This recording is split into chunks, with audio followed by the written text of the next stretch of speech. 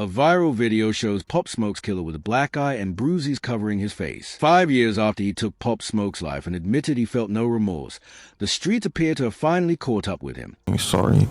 Just die every day. Around January 25th, 2026, a video began spreading rapidly across every major social media platform: Instagram, Twitter, Facebook, TikTok, showing something Pop Smoke fans had waited nearly 5 years to see. Blockstar, the man accused of shooting Pop Smoke, appeared on camera with a visibly beaten face, including a swollen black eye and bruises that suggested he had been seriously assaulted. What shocked people even more was that he seemingly recorded himself shortly after the incident, showing the damage publicly. The clip went viral after Say Cheese posted it, pulling in over 4.5 million views, more than 17,000 likes, and hundreds of comments within hours. Online reactions were intense, with many calling it karma and claiming New York affiliates or someone connected to Pop Smoke Circle had caught him lacking. Comment sections filled with harsh statements questioning how he was still alive while Pop Smoke was not. However, despite widespread speculation, no one has confirmed who was responsible. Some sources suggested it was random Los Angeles gang activity, while others said the incident had nothing to do with Pop Smoke at all. Several rap pages labeled the story as unverified rumors, reminding people that while he appeared beaten, the internet was once again running ahead of the facts. When you're the person responsible for the death of one of the most beloved rappers Brooklyn produced in years, and you suddenly appear with a face that looks like it went through a boxing match, people are going to draw their own conclusions whether those dots actually connect or not.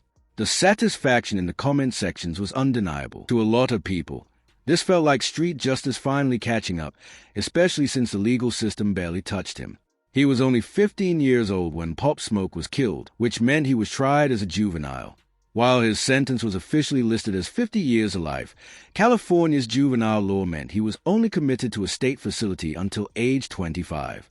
In reality, he served about 4 years, just 4 years for taking a life.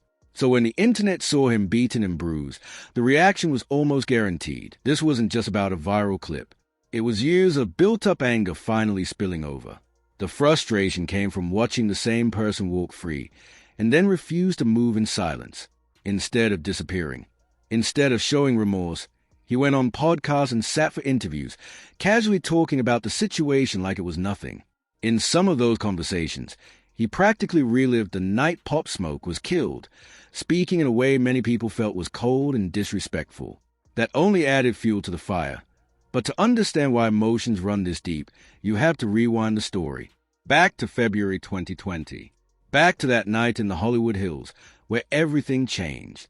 Because to really understand a reaction now, you need to understand what happened then and who Blockstar is, and how he became one of the most hated names in hip-hop. Pop Smoke was only 20 years old, and he was already reshaping the sound of New York rap. He brought Brooklyn drill into the mainstream in a way no one else had, turning songs like Welcome to the Party, Dio, and For the Night into anthems that reached far beyond the city. They were anthems that had the entire city moving. Pop Smoke had that unmistakable voice, that deep, gravelly tone you could recognize instantly. He had presence, charisma, real star power. Major artists were already lining up to work with him: Travis Scott, Nicki Minaj. Quavo Virion wanted in on what Pop was building. He was just getting started, and the industry knew it. In February 2020, he had just released Meet the Woo 2, which debuted at number 7 on the Billboard 200. Dio was everywhere. The kid from Brooklyn was clearly on his way to becoming a superstar.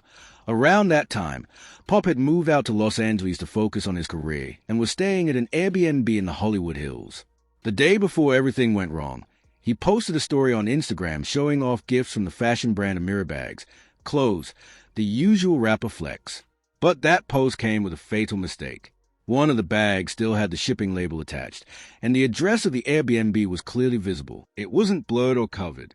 Someone was watching. Around 4:30 in the morning on February 19th, 2020, 5 hooded intruders entered the rented home on Hercules Drive. They climbed in through a second-story balcony, wearing masks and hoodies, armed with guns. A woman was inside the house. They held a gun to her head and threatened to kill her if she didn't cooperate. Then they found Pop Smoke. What happened next depends on who you ask, but certain details are clear. Pop Smoke didn't just lie down and let them take his belongings. He fought back. During the struggle, he was pistol-whipped and shot 3 times in the chest and the back. The intruders fled with a small amount of jewelry, including a diamond-studded Rolex, some cash, and items totaling roughly $3,000. That Rolex was later sold for about $2,000. Let that sink in. Pop Smoke's life was taken over items that ended up being pawned for less than what most people pay in monthly rent. He was rushed to Cedars-Sinai Medical Center, where doctors tried everything, performing emergency surgery in an attempt to save him. It wasn't enough. Later that morning, Pop Smoke was pronounced dead. He was just 20 years old. The investigation stretched on for months before a breakthrough came. In July 2020, about 5 months after the killing lab arrested 4 suspects, 1 adult and 3 juveniles. The adult was 19-year-old Corey Walker. The juveniles were 15, 16, and 17 years old. Investigators revealed the group had scoped out the house in advance, using tools like Zillow and Google Maps. They drove to the location with their headlights off and communicated with each other during the break-in. This wasn't random, it was planned. According to prosecutors, Corey Walker was a ringleader. He researched the home, studied lap response times, and organized the robbery. He also handed one of the younger teens a Beretta 92 9mm handgun. That teen, the 15-year-old, later identified as Blockstar, was the one who pulled the trigger. Court records and jailhouse recordings later revealed that he admitted to firing the gun after Pop Smoke fought back during the robbery. At just 15 years old, he fatally shot one of hip-hop's brightest rising stars. The legal process dragged on for years. The juveniles were prosecuted in juvenile court. In April 2023, one defendant pleaded guilty to voluntary manslaughter and home invasion robbery and was sentenced to 4 years and 2 months in a secure youth treatment facility. In May 2023, the 15-year-old shooter admitted to first-degree murder, home invasion robbery, and personally discharging a firearm. His sentence was officially set at 50 years to life. But under California juvenile law, confinement is capped at age 25, meaning he ultimately served only about 4 years. Corey Walker, the adult who planned the robbery, was sentenced in February 2025 to 29 years in state prison after pleading guilty to voluntary manslaughter and 2 counts of home invasion robbery. The murder charge was dropped as part of a plea deal. In court, Walker apologized to Pop Smoke's family, calling his actions unforgivable and expressing a commitment to rehabilitation. He even thanked his lawyers in court for helping him avoid a harsher sentence. So when you break it all down, the reality feels brutal. Pop Smoke is gone. The person who pulled the trigger served about 4 years. The man who planned the robbery got 29 years, and the other accomplices received even less time than the shooter. Pop Smoke's family has spoken openly about the pain this caused. His mother, Audrey Jackson, has become a vocal advocate against gun violence, explaining how her son's death shattered their family and how no prison sentence could ever bring him back. Then Blockstar was released, and instead of keeping a low profile, he did the complete opposite. After getting out of juvenile detention in early 2024, he showed up at the No Jumper store looking for Adam 22, asking to do an interview. Not only they wanted to be paid. The idea that someone could walk free after killing Pop Smoke and immediately try to profit from the situation stunned people.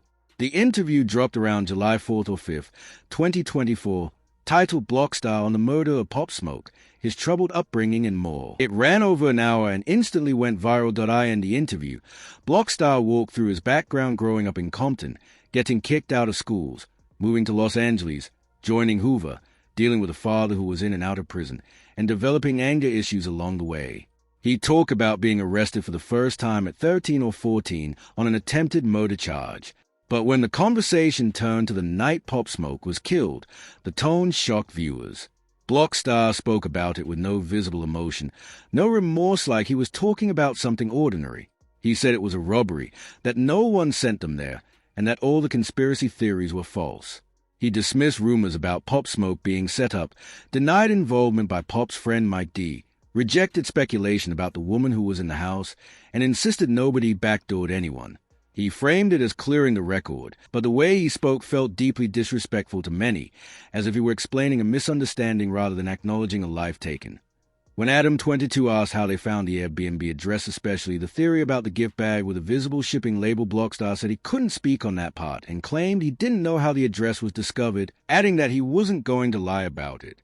Then he dropped a statement that stunned a lot of people. He said he didn't even know who Pop Smoke was. He doubled down, saying he didn't know Pop Smoke at all and had no idea he was one of the hottest rappers in the game at the time. According to him, he'd maybe seen one picture before and assumed Pop Smoke was a model.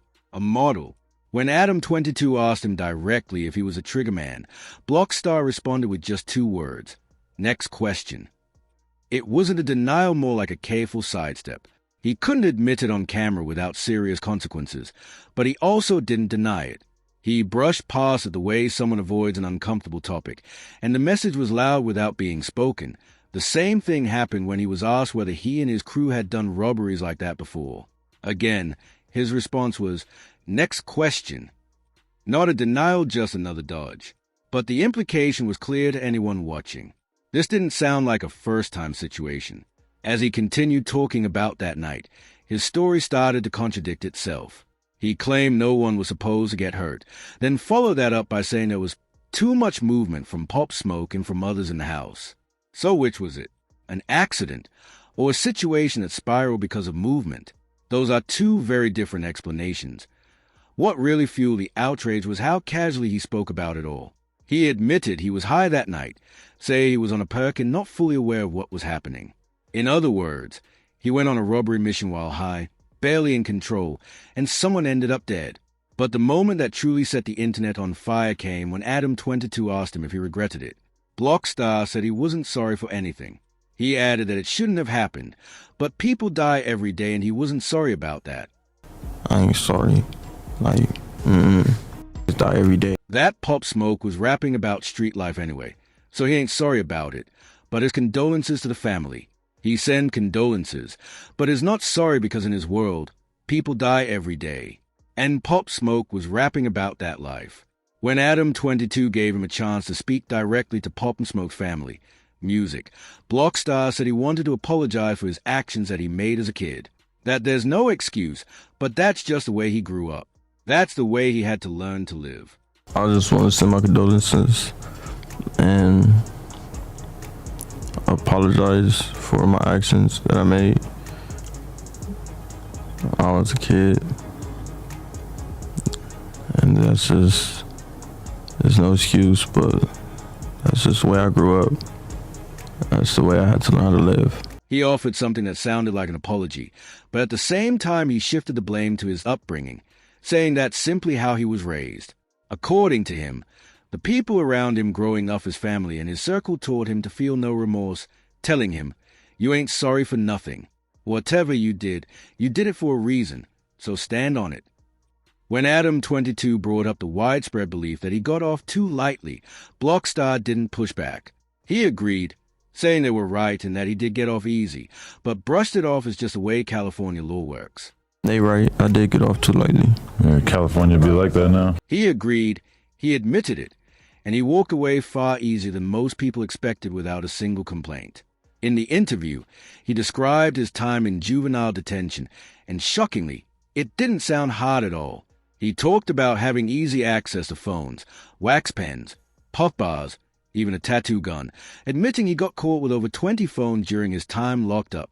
They had a skillet and cooked daily, with TVs, a PS4, and people smoking openly in the day room. He said it felt almost like being free, just surrounded by other guys. The viral pizza photo that enraged the internet was real, according to Blockstar, who said he made the best of every situation, eating pizza, burgers, tacos, living normally. And that's what made people furious. While Pop Smoke's family was grieving, his friends were lost without him, and fans were crying to his music, Blockstar was eating pizza and playing video games. The reaction was immediate. Pop Smoke's mother called the interview tasteless and exploitative, saying it was disrespectful to give her son's killer a platform. DJ Academics criticized Adam22, and much of the hip-hop community expressed disgust. But Adam22 defended the interview, claiming it was meant to document history and tell the story from all sides. But that's where the story gets even darker.